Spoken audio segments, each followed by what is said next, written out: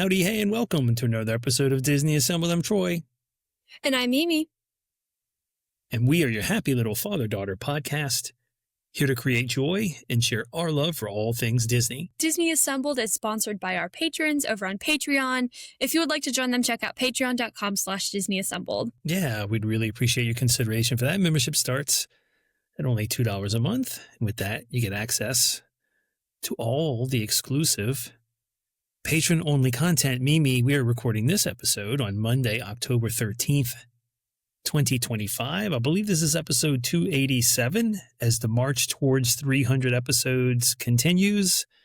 Still somewhat on track for an early January 300th episode, but here we are. It is October. The spooky season is sort of officially upon us. How are you doing? I'm doing fantastic. I'm ready to stand up and grab my little remote for my fan so I can turn it off because my hair keeps blowing. But I'm doing okay. Coming off a big win, Texas football land at OU. There's a lot of things going on with that. One, that's our rivals, so it's always fun to beat your rival at the Red River. So that's just that's a big thing. And then being back in the rankings, we're ranked 21st this week, which I'm okay with. Beating or destroying OU's 5-0 has felt really good. Having a solid Arch Manning showing is feeling really good. Having a 75-yard punt return feels really good. Overall, if I'm happy if Texas football is playing well, so right now I'm feeling pretty good. This week we take on Kentucky at Kentucky.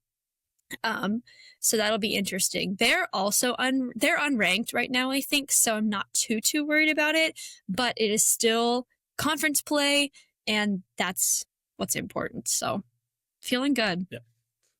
Good. It's a game you should win, but you never know. We'll never know. You got to win it on the field. You can't win it in the pregame. You got to win it on the field. Yes. No, definitely. Got to win it on the field. And, I'm still not feeling totally 100% confident in Arch Manning. His showing wasn't great, but it was still better than it has been. So yeah, I'm feeling good. For the YouTube people, here's my nails. So cute. I got them redone this week. It looks like white, but it's actually like baby pink. So you can't really tell. So it's like pink and black. It's super cute. I'm loving this set. I'm obsessed with them. They're so fun. But yeah, doing okay. Let's get back into Disney stuff, which is what I guess we are Disney Assembled. And so talking about the Disney stuff is why people hopefully are listening to this episode. I know late in the episode, you'll have a new trivia question. We'll go through the answer to last episode's trivia question. Of course, we have a Disney dad joke of the week. But also, I have a topic for us to discuss I thought about. And I thought this would be very interesting. And I think it'd be good. I think we'll get some interaction through our socials on these on this topic, and that is, there are 4 new lands coming to Walt Disney World based on various IPs, right? So you have obviously the Villains Land that's still being planned to arrive at some point down the road. The Piston Peak, which is based on the Cars intellectual property, that's coming to the Magic Kingdom. So it's 2 things from Magic Kingdom. There, of course, is the Monsters Inc. area, which is taking over the Muppets Courtyard at Disney Hollywood Studios.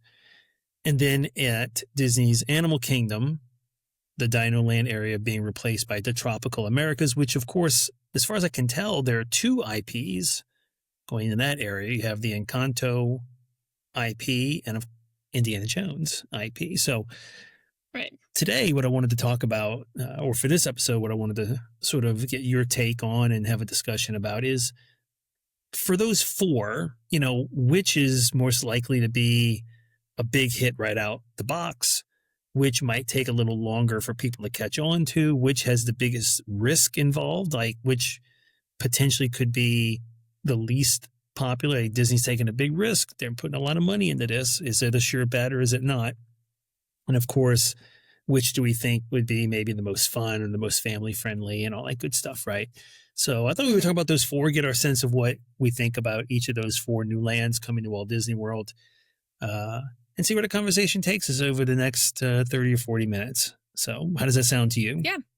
No, that sounds great. I want to interject with one quick thing. Sort of, it's in the similar vein, but it was announced a few days ago that Muppets coaster, still unnamed, but the Muppets coaster is slated for a summer 2026 opening, right? 2026, not 2027. I'm not going crazy. Yep, that's correct. And I will be in Walt Disney World in summer of 2026, doing my Disney College program. So I may or may not be there for cast member previews, which is like such a crazy concept to me. But I leave in early summer, and knowing my track record, I usually end up leaving the park right before something awesome happens. But knowing you guys, y'all are going to be so excited. You're going to miss me so much that you're so going to want to go back the same summer and ride the Muppets coaster.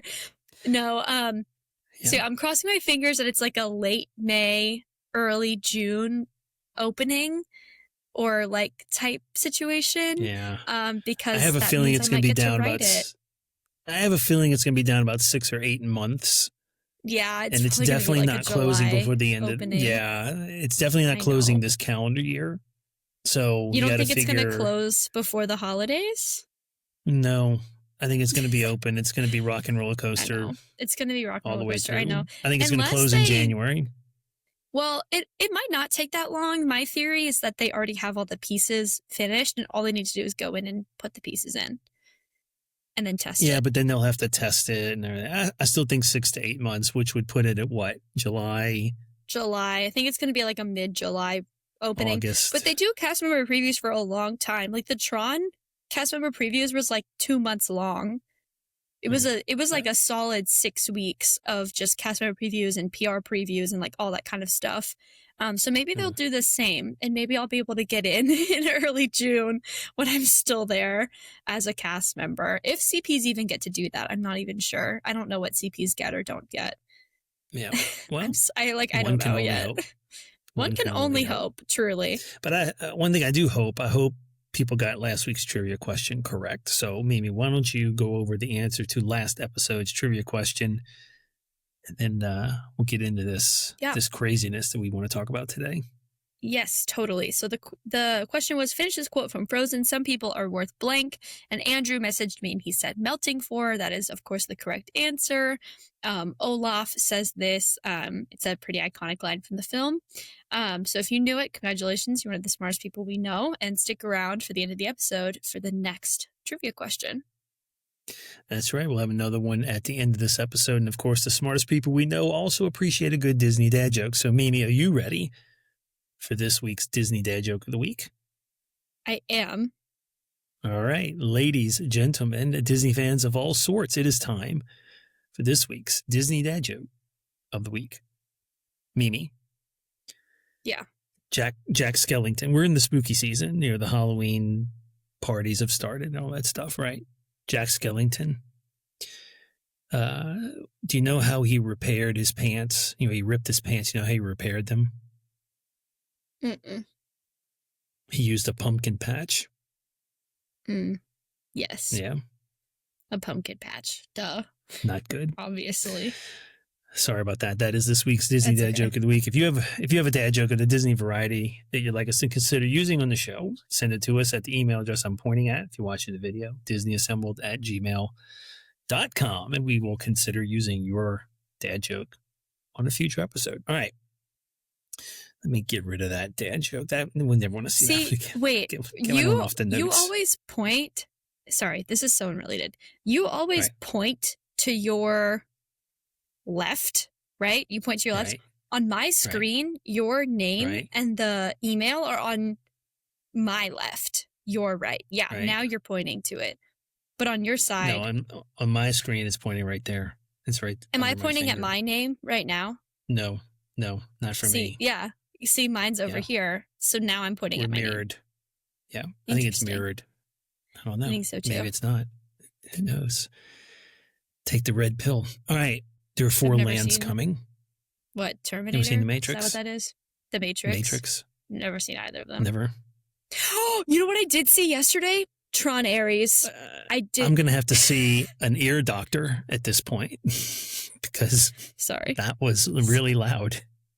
So sorry. Really loud. You know what I saw yesterday? I saw Tron Ares. We don't have to talk about it very much, but one of the first episodes of Disney Assembled ever, and it's when we decided we were not going to do movie reviews for full episodes. was when we reviewed Tron over pandemic, because you made us watch Tron, and then I watched Tron Legacy recently in preparation for Aries. Here's what I'll say about Aries, to keep it brief, so that we can actually get into this topic, because I know you're ready to get into the topic. There's no plot. The plot is dumb. It's obviously written by, I say this with love, it's obviously written by a corporation that's trying to sell us that AI is good. It's like Disney sitting there like, yes, AI good, use AI. And there's a lot of like political implications to it, and it's a little bit weird. I mean, Jared Leto plays Ares, so like it's already kind of a weird vibe there with his weird cult thing that he has going on, you know. But and Ares himself is kind of a nothing character. But I guess in that same vein, like Tron doesn't really have any character. Like Tron's not the main character, so like why would Ares need to be the main character? But as every other Tron movie, I mean, up to the standards of the time, I guess, it looks really cool. The visuals are really cool, and the graphics are really cool, and the soundtrack is really good. It's just, like, it didn't need to be a Tron movie, I guess, is kind of my point. It doesn't utilize any of the things that, like, Flynn isn't in the movie. Tron himself isn't even in the movie. It barely talks about the grid. Like, it's really, like, it's basically like AI propaganda, kind of, is like the gist of the movie. AI good, use AI. And it's like, AI is not really good. Like, it's helpful, but it's like terrible at the same time. So, I don't know. It was interesting. It was worth the $10 I spent to go see it, I guess. Well, that's all they care about. They just spend the $10 to go see it. So, right, exactly. Right. Okay. Now back into the park. Fair enough. 4 lands. Some of them are going to be hits right out the box. Some of them may take a little while for people to warm up to. Some of them may present problems in the parks that we can discuss today. But Villains Land, Piston Peak, Tropical Americas, Monsters, Inc. Where do you want to begin? I think we should go in order of anticipation. So at the top, probably Villains. In order of anticipation, like Disney fans have been talking about Villains Land for years. So I think we have to Well, it start might be there. the most anticipated. It might be the one that people had the biggest emotional reaction to when it was announced. But I'm going to tell you, it'll be the last one actually built. Mm-hmm. I agree. I mean, they are actively working towards the other 3. They are not really actively working towards the Villains Land right now. Yeah, it'll be the last one. They one. haven't said much of anything about Villains. Yeah, it'll be the last one for sure. Here's my concern. Here's some things about the 2 additions to Magic Kingdom, because it is related to Villains Land, but because there's 2 things coming to Magic Kingdom, the capacity is going to go way up. There's going to be a lot more people in the Magic Kingdom because of these 2 lands that are coming. Thousands of more people will be in the Magic Kingdom. So there are a lot of logistical issues that go along with that. Congestion on Main Street, congestion around the hub, additional restaurants need to be built, additional gift shops need to be built, additional restrooms need to be built. Transportation to and from the Magic Kingdom needs to be addressed, because right now at the end of the night, you may wait a long time to get on a monorail or a boat. And now you're going to have thousands of more people in those parks, in that park at the end of the night, possibly, and actually going in the morning. So you have to upgrade your transportation.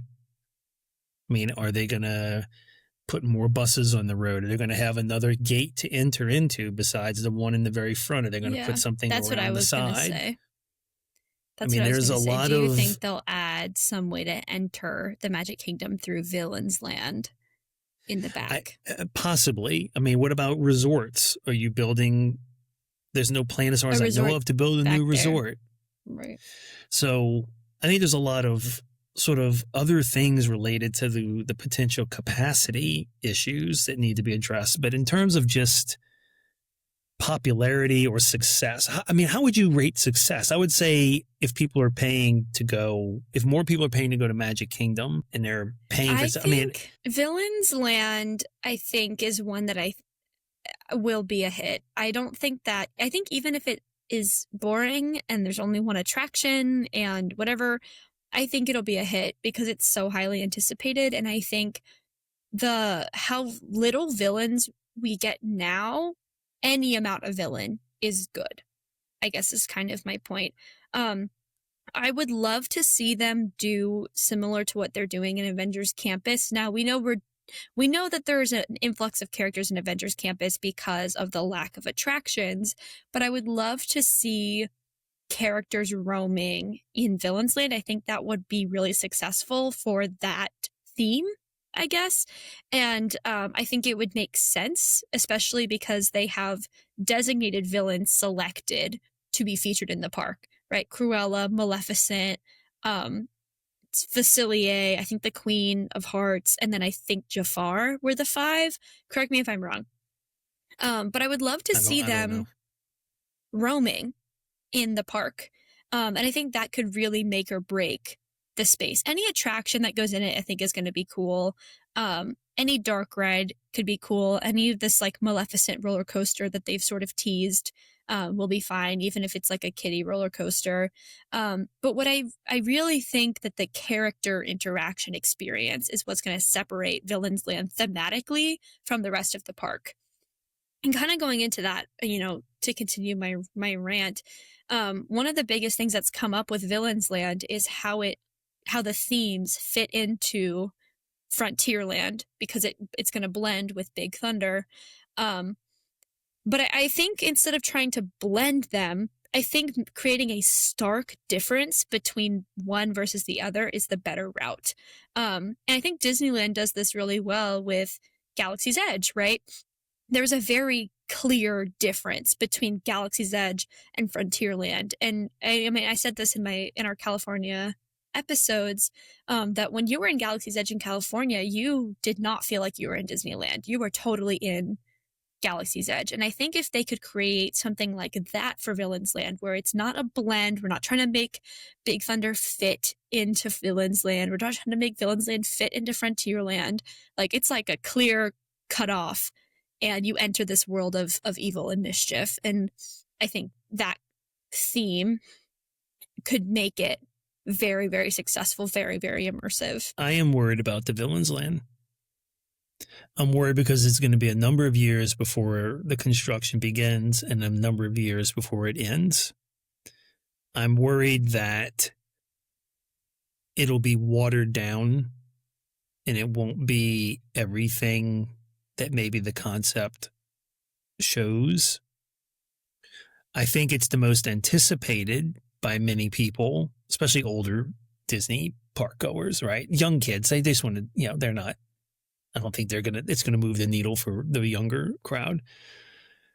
I think the Villains Land, as much as it got the reaction it got at the D23 announcement, those are adults in that audience reacting to that.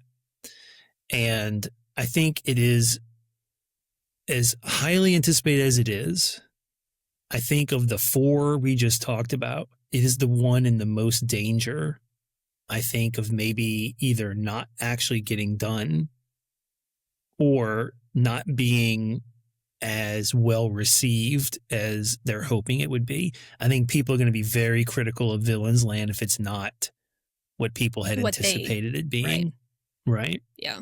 So I think of all 4, it's the one with the most to lose if it doesn't live up to people's.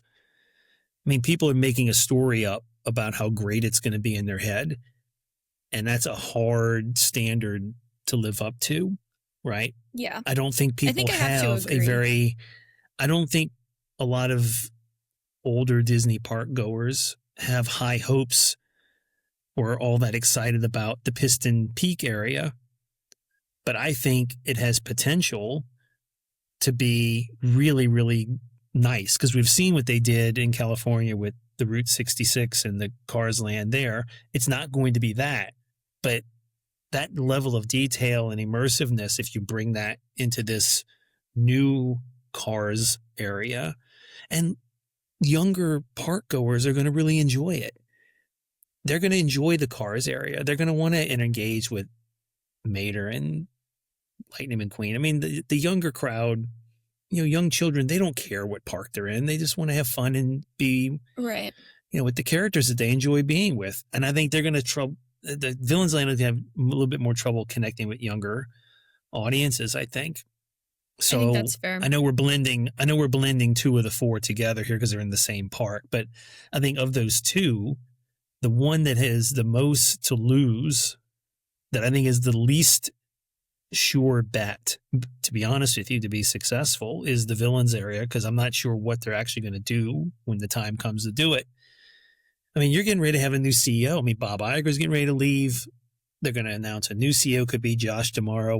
He's a front runner, but whoever the new CEO is, they have an opportunity to do what they want to do. And if that hasn't started being built, the new CEO is going to say, this is what I want. Right. And they're going to have a chance to manage that project the way they want it done, not the way Bob Iger may have overseen. So envisioned it. Yeah. I think the Villains Land for older crowd is probably more likely to be a place where they go rather than Piston Peak. But I think overall, I'm a little concerned about what Villains Land is going to be, and then whether it's going to be as successful as people think it is.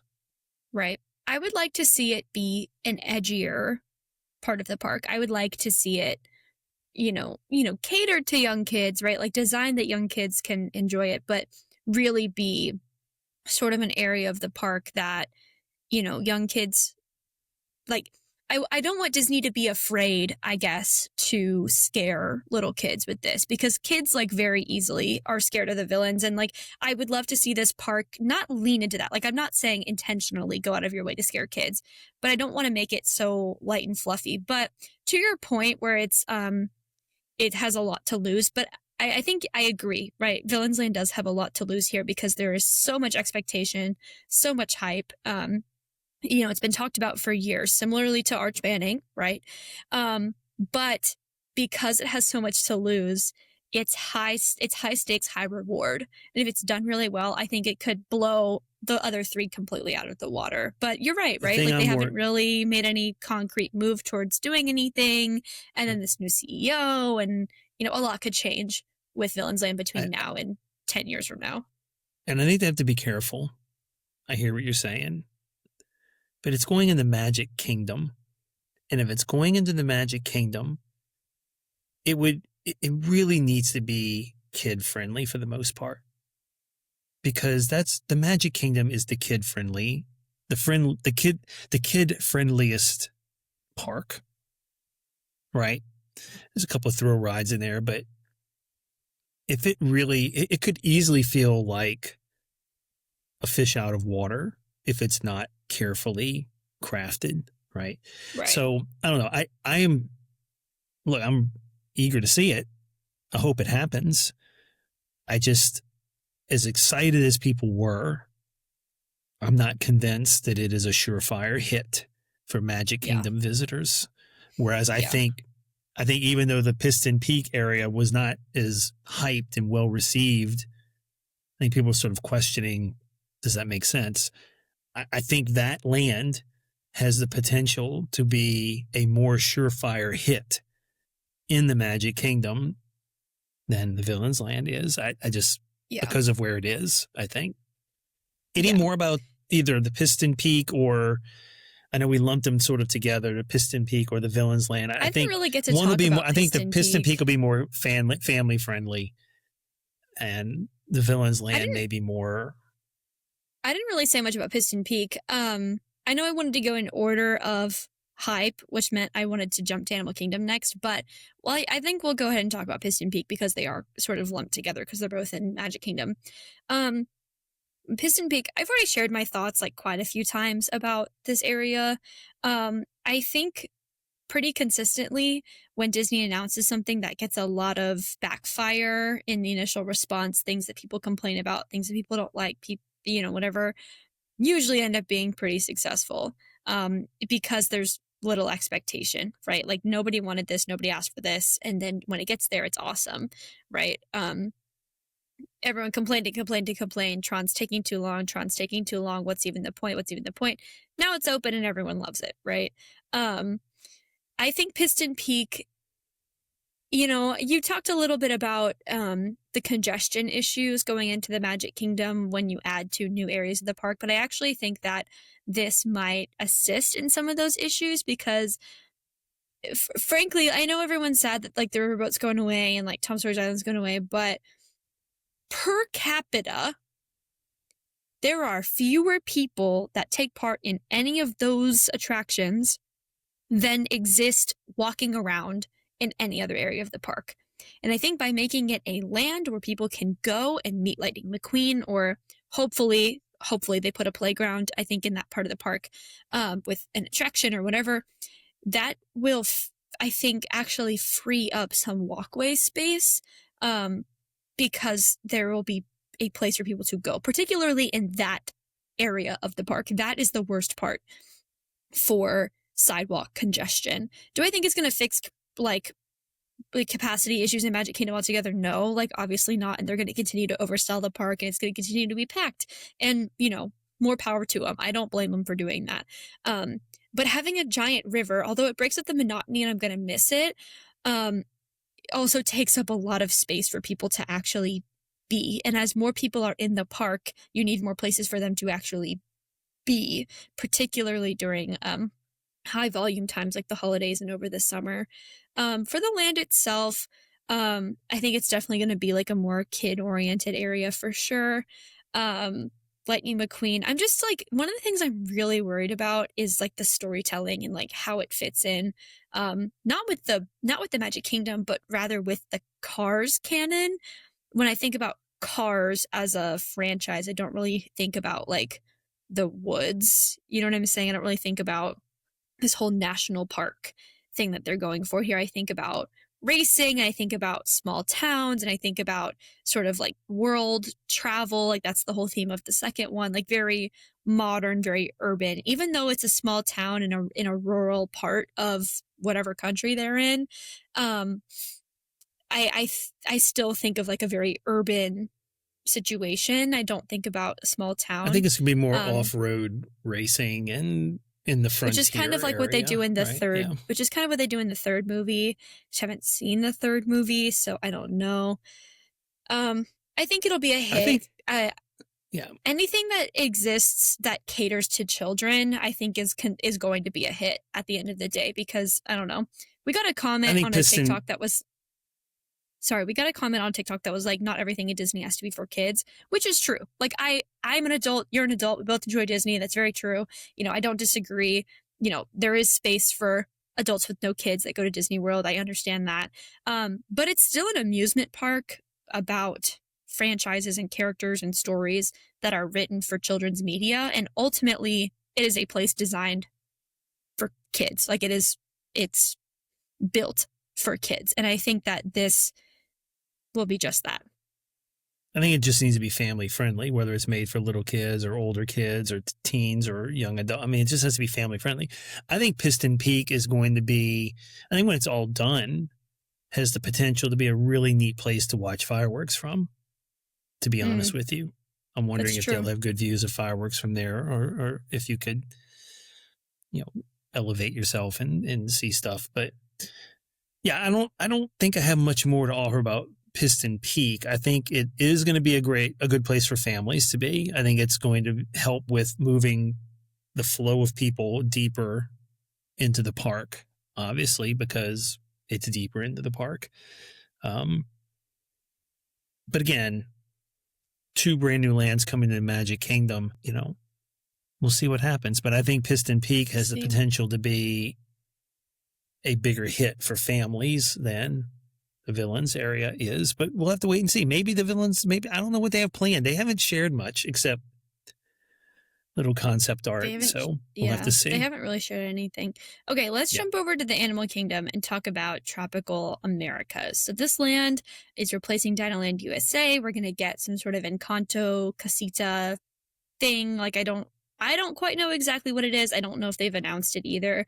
And then replacing Dinosaur will be an Indiana Jones attraction, similar to the one in Disneyland in California, because it's the same ride mechanism.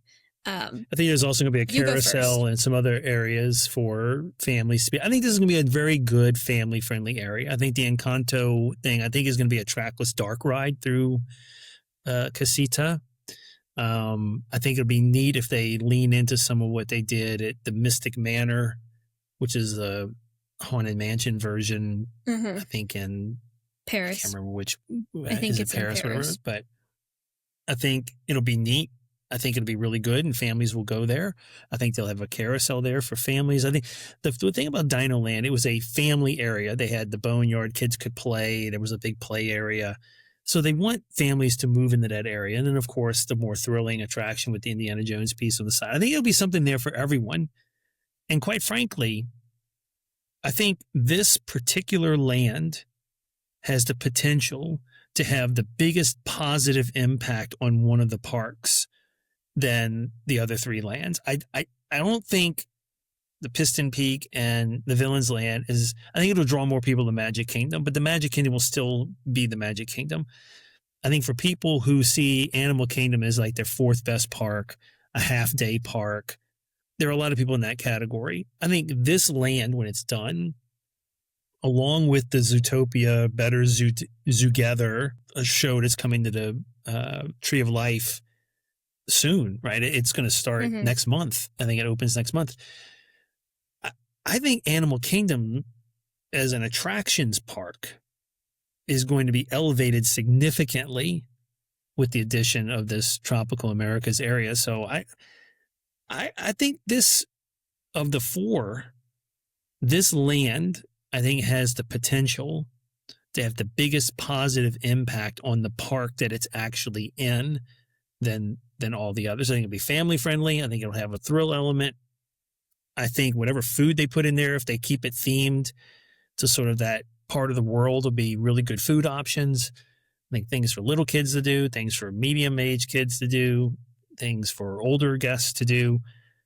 I think this is a really, really good decision, and I'm excited to see what comes of it when it's finally done.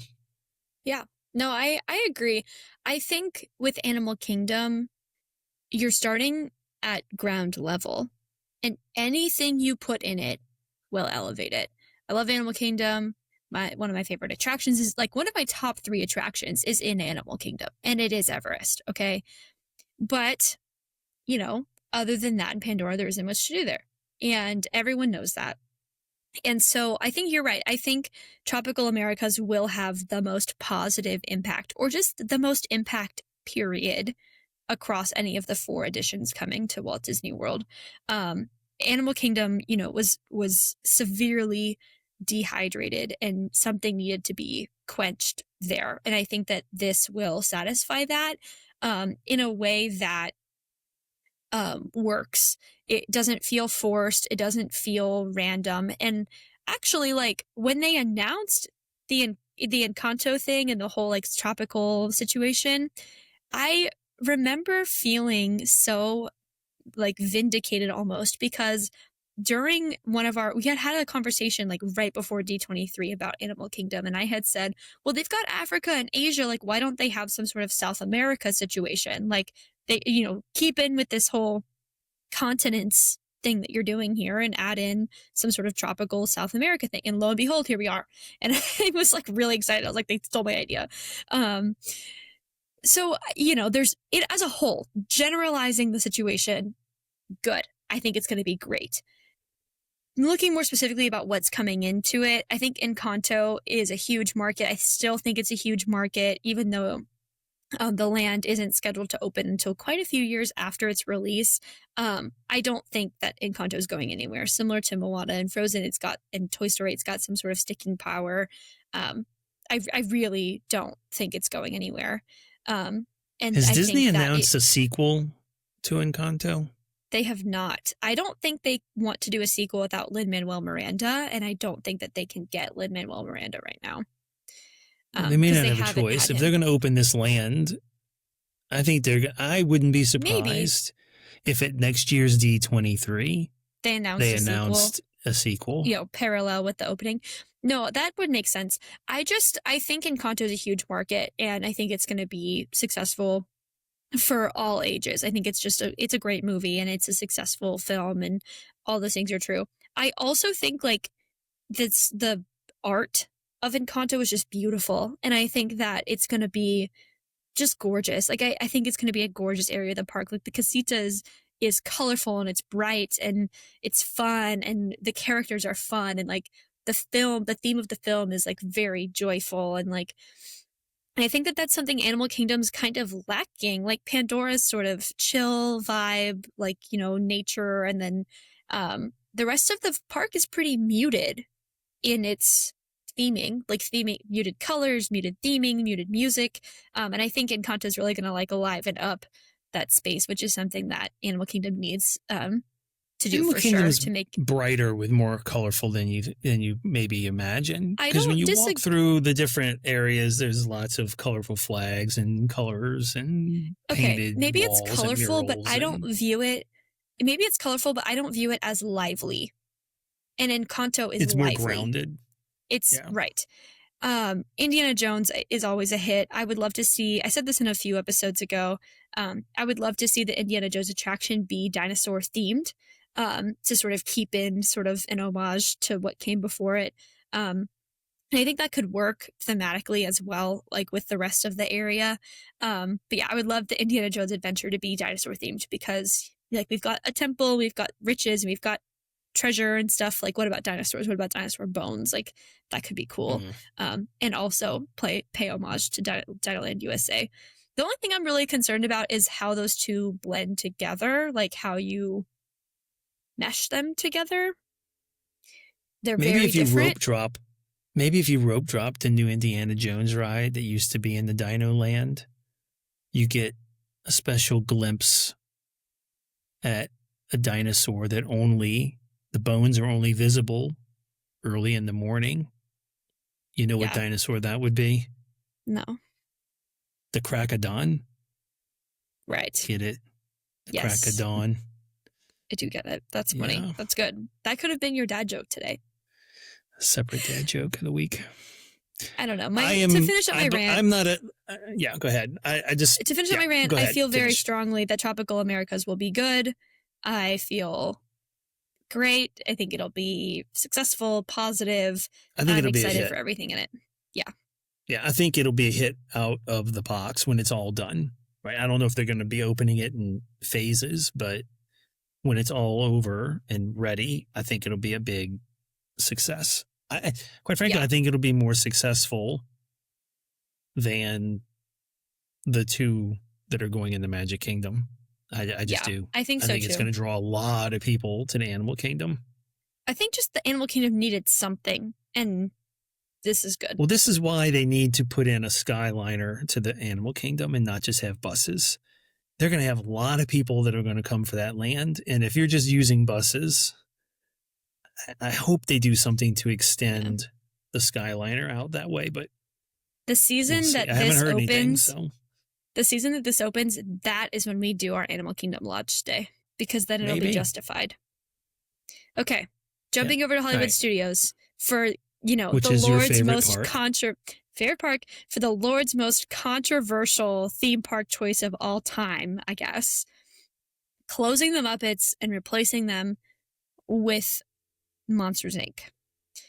It's moving the Muppets out into another area. The more that I'm sitting on this and the more that I'm thinking about it, the less upset I feel about the Muppets going. Well, I mean, you're over it. I mean, they're not coming back. They're not coming back. You kind of just accepted I would like it. to see them be in something new. I think it's going to look great. I think it's going to be really cool. I think it's going to capture the city vibe really well. I think it's going to have tons of little Easter eggs, little monster cameos or monster puns all over it.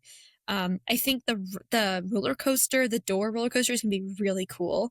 The dangle coaster, I think, is going to be so freaking cool. I think Mike and Sully making a return to the park will be good.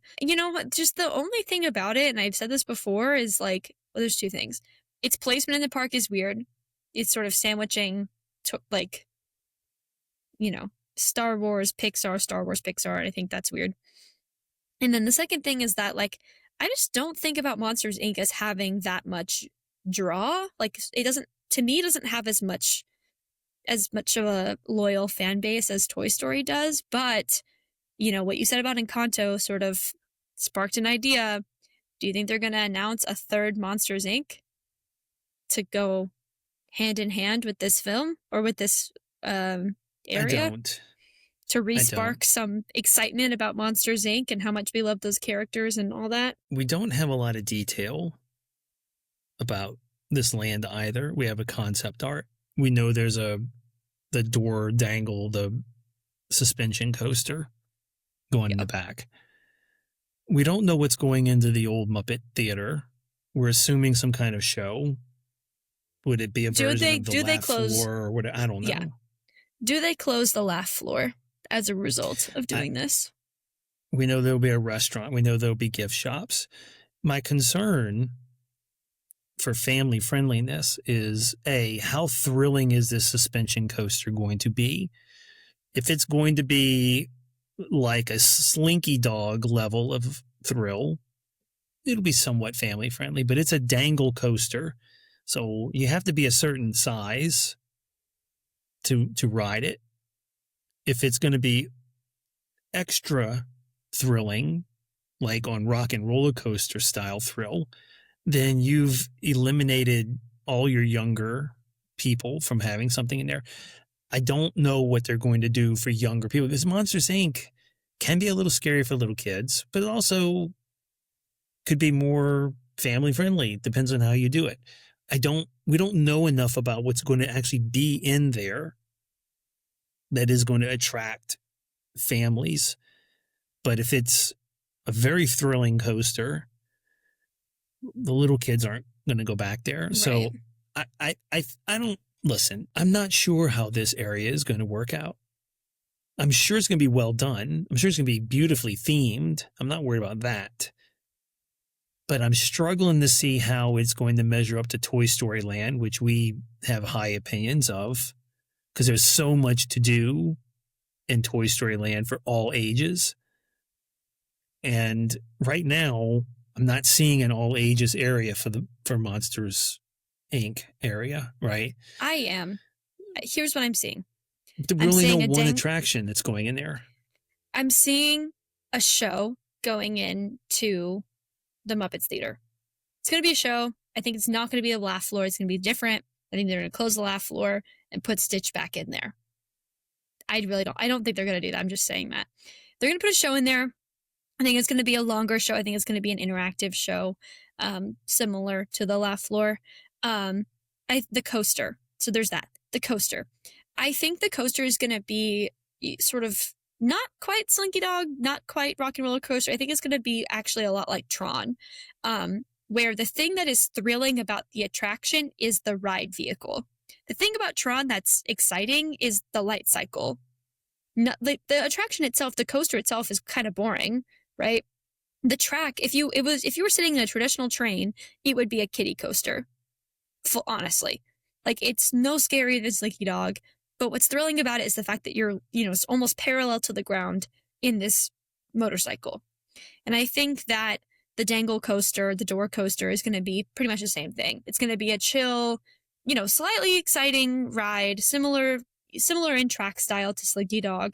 Actually, probably closer to Seven Dwarfs in level of intensity of track. But what makes it exciting is the fact that your feet are hanging off the side. That your feet are hanging down. So I'm not really that worried about it. I mean, I think it'll be like a older kids thing, but not like a 13-year-old older kids thing, like a 7-year-old older kids thing. It just won't be catered to, like, babies. And I think that's okay, right? Whether they put a dark ride in or not, I haven't thought about it. I think it could go either way. But I think what's going to separate this area of the park from the rest of Hollywood Studios is, I think that the restaurant that's going in there is going to be sit down. I would love it to be a sit down hibachi place that directly mimics what you see in the movie. sit down sushi, sit down hibachi. And if it's not sit down, I still think that style of food would really change up Hollywood Studios, because there's not like everything that you can eat in Hollywood Studios is a burger or a chicken nugget or slice of pizza, unless you're eating at the Brown Derby. Full stop. Yeah. Yeah. I don't know. I have concerns about this land because they haven't released a lot of details. I think it'll be well themed. I'm still not sure what is being put in there for everyone. And again, I know you don't have to build everything for kids and everything doesn't have to be for everyone. I mean, they could get as thrilling of this coaster. It could be a suspension coaster version of like Guardians, where the coaster actually turns on its axis as well. It could be that thrilling. It could be pretty slow and just kind of gradually move you around. There's no telling what it'll be. So in terms of family friendliness, I don't know. I'm not. I'm at 50%.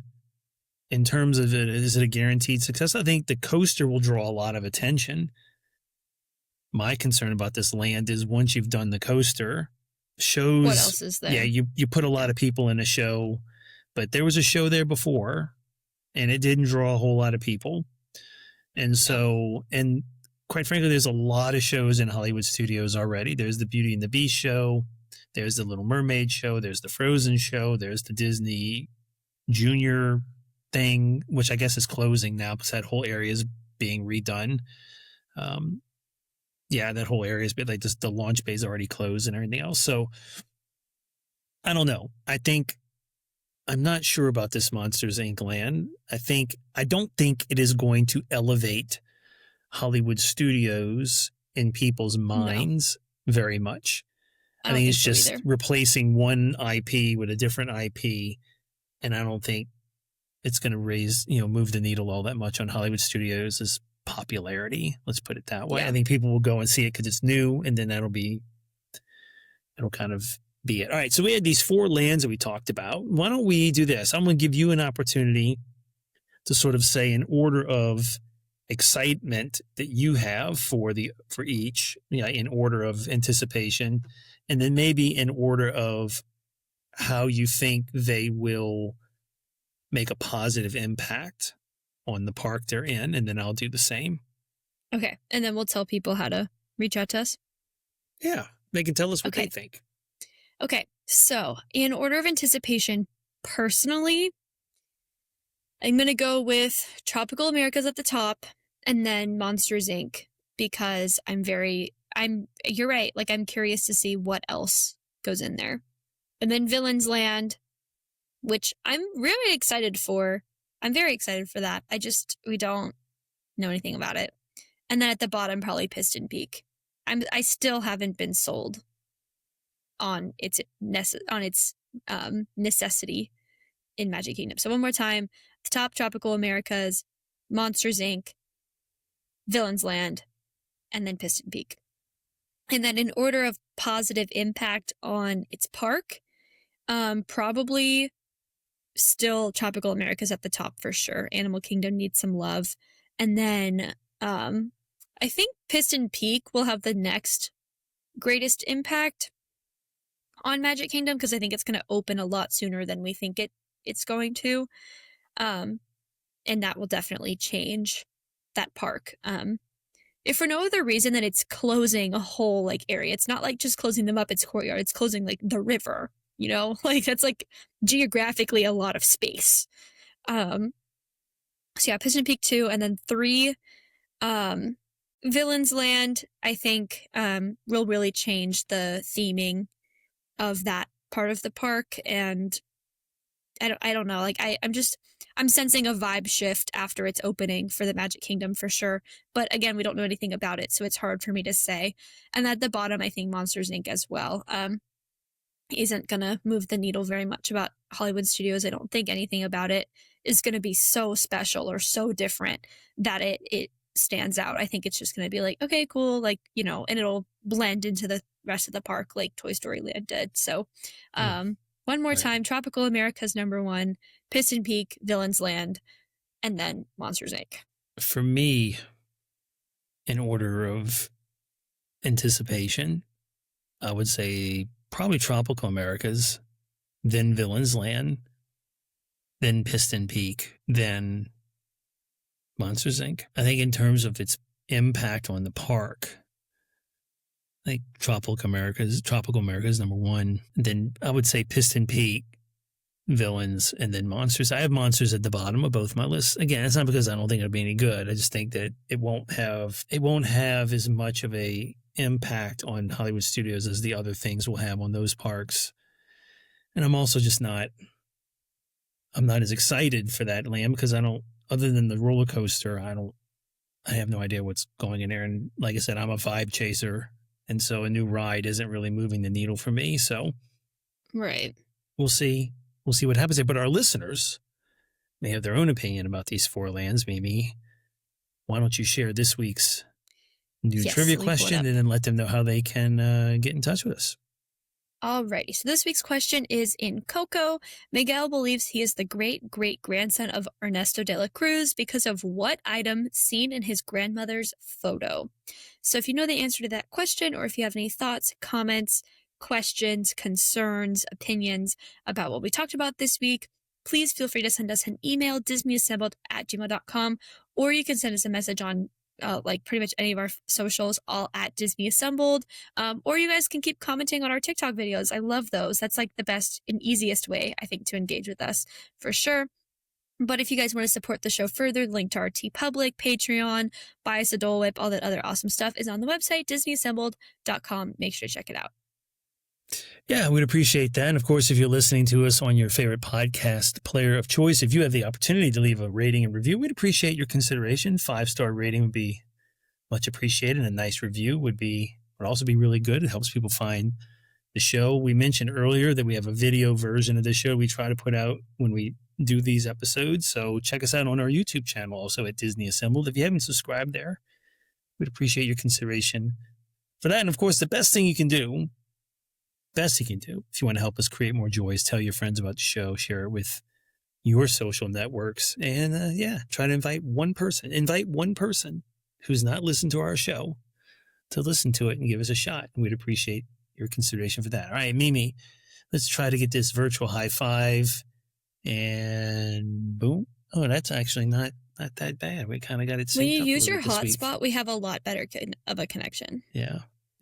Oh, good. I'm glad the hotspot's working. Okay. Thank you guys so much for listening. Yeah, ladies, gentlemen, Disney fans of all sorts, we hope this episode brought a smile to your face, some extra magic to your day, and that important sprinkle of pixie dust to your week. Thank you so very much for listening. And until next time, see you real soon.